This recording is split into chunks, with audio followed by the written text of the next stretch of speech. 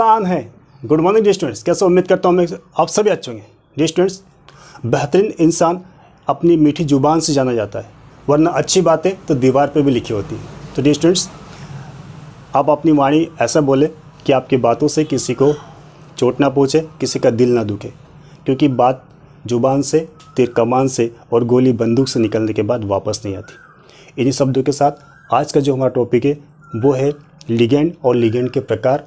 सो प्यारे बच्चों, यदि आपने हमारे चैनल को सब्सक्राइब नहीं किया है तो प्लीज़ कर लीजिएगा, क्योंकि 12th केमिस्ट्री के सारे वीडियो, इंपॉर्टेंट वीडियो जो आपकी बोर्ड एग्जाम के लिए बहुत महत्वपूर्ण है, मैं बनाकर आपके लिए ला रहा हूँ।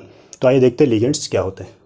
इसके पहले वाले यदि आपने वीडियो देखे होंगे तो उसमें मैंने लिगेंड की डेफिनेशन आपको बता रखी है, लेकिन उसके बाद भी मैं आपको एक बार फिर से समझा देता हूँ, फिर उसके बाद हम इसके प्रकार भी पढ़ेंगे। ठीक है।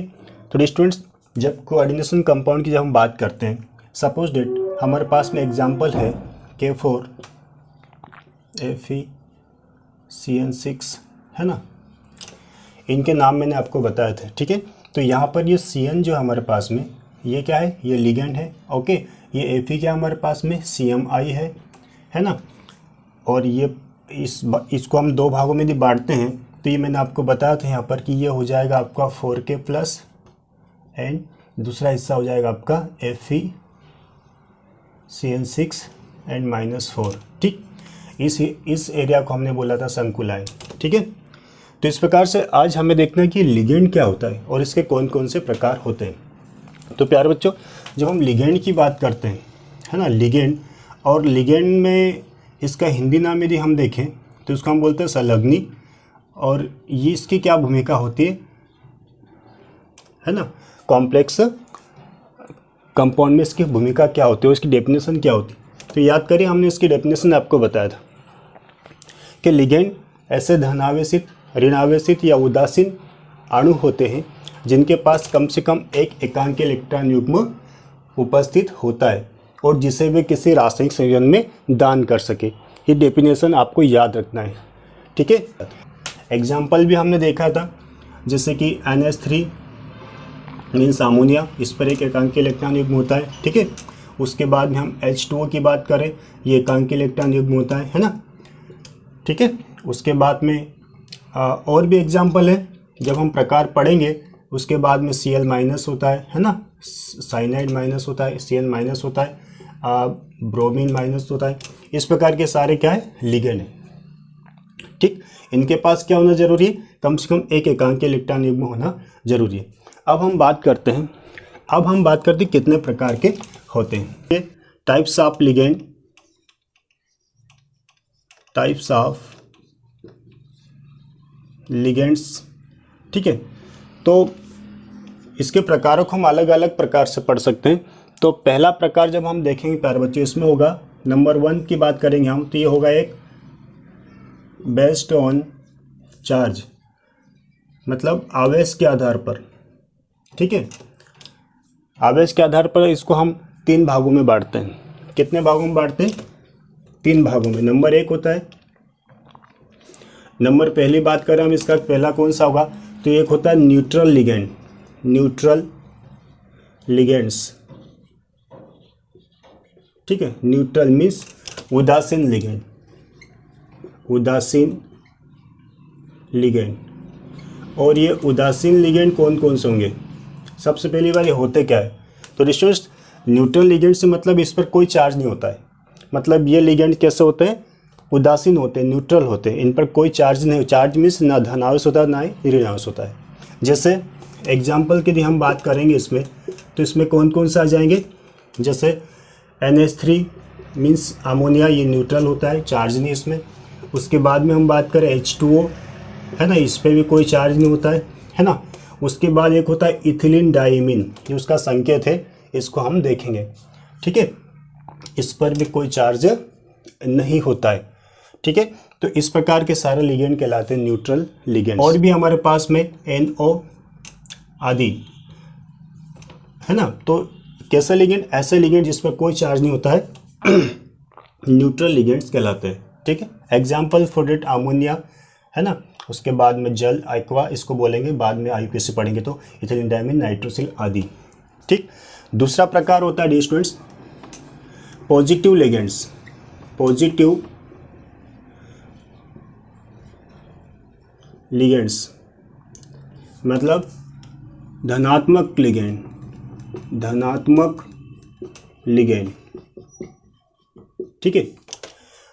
धनात्मक लिगेंड नाम से तात्पर्य है ऐसा लिगेंड जिस पर कौन सा आवेश होता है, धन आवेश होता है, वो कैसे क्या कहलाएंगे, धनात्मक लिगेंड कहलाते हैं। जैसे इसके एग्जाम्पल की यदि हम बात करें तो इसमें हम देखेंगे एक होगा NO+, इसको नाइट्रोसोनियम बोलते हैं।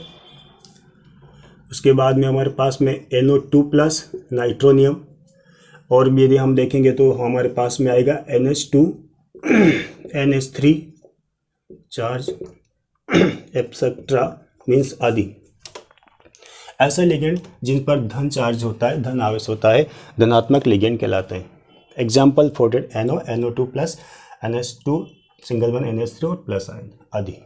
तीसरा प्रकार यदि हम देखें डियर स्टूडेंट्स, वो होता है negative ligands, negative ligands, okay, मतलब ऋणात्मक लिगेंड जिस पर कौन सा चार्ज होगा बताइए, ऋणात्मक लिगेंड है ना। इन पर कौन सा चार्ज होगा, ऋण आवेश होगा, है ना। इन पर कौन सा चार्ज होगा, ऐसे लिगेंड जिस पर ऋण आवेश उपस्थित होता है ऋणात्मक लिगेंड कहलाते हैं। जैसे Cl-, Br-, I-, Cn-, F-, ठीक है, NO2-, NO3- आदि, ठीक। ऐसा लिगेंड जिस पर कौन सा चार्ज होता है, ऋण चार्ज होता है, ऋण आवेश उपस्थित होता है, ऐसे लिगेंड्स कहलाते हैं ऋणात्मक लिगेंड्स या नेगेटिव लिगेंड्स कहलाते हैं। अब मैं आपको बताऊं कि ये जरूरी क्यों है, इन्हें याद रखना क्यों जरूरी, इन्हें याद रखना इसलिए जरूरी है कि किस पर क्या चार्ज होता है। जब हम ऑक्सीडेशन नंबर निकालते हैं ना डियर, तो हमें पता होना चाहिए कि किस पर कितना चार्ज होता है, तो हम आसानी से उसके ऑक्सीडेशन संख्या निकाल सकते हैं।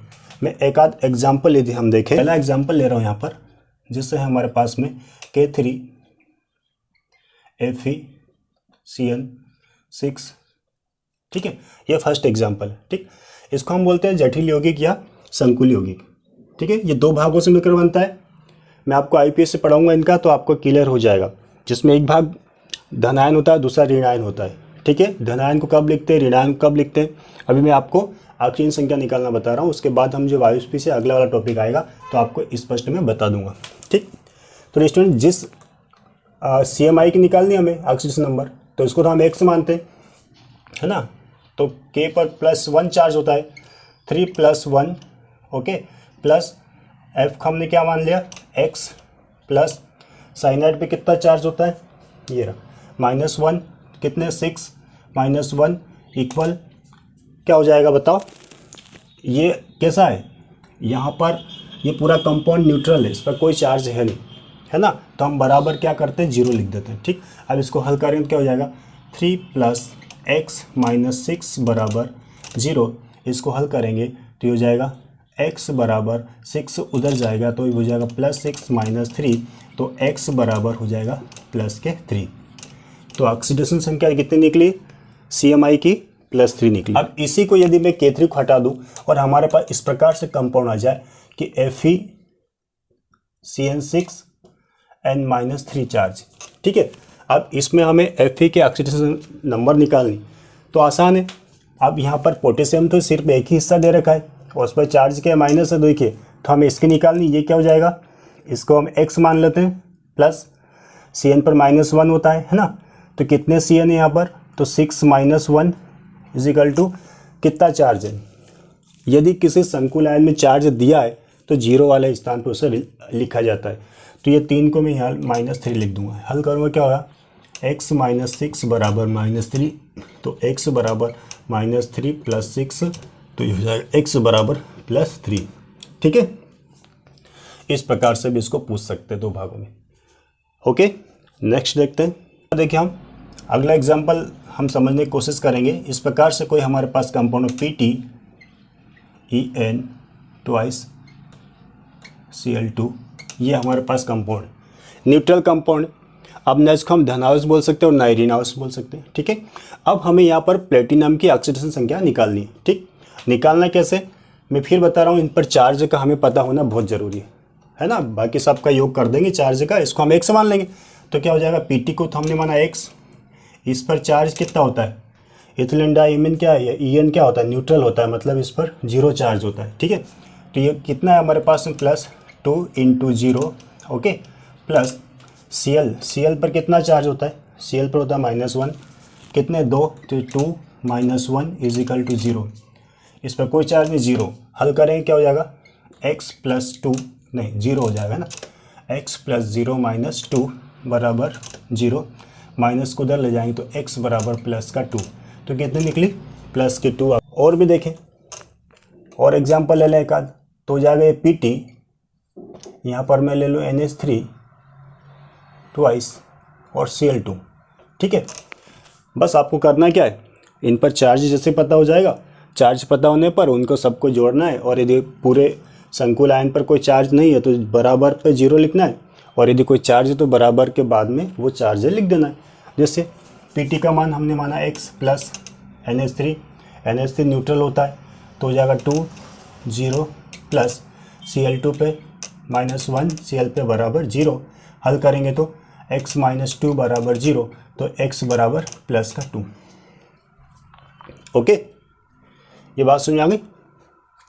तो इस प्रकार से हम यहाँ पर ऑक्सीजन संख्या निकाल सकते हैं जब हमें लिगेंड्स पर चार्ज पता हो।